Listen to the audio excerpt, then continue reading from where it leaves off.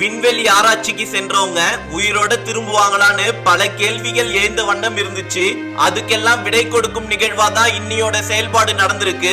8 நாள்ல பூமிக்கு திரும்ப இருந்த விண்வெளி ஆராய்ச்சியாளர்கள் தொழில்நுட்ப காரணமா கிட்டத்தட்ட 9 மாதங்கள் கழித்து தான் பூமிக்கு திரும்ப போறாங்க.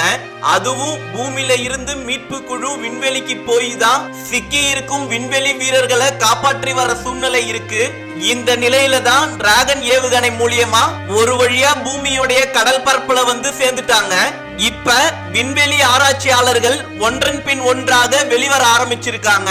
கடந்த 9 மாதமாவே விண்வெளியில எந்த ஒரு ஈர்ப்பு சக்தியும் இல்லாத இருந்த நிலைமையில இப்ப பூமிக்கு வந்ததும் அவங்களால நடக்க கூட முடியாத சூழ்நிலையில தான் இருக்காங்க.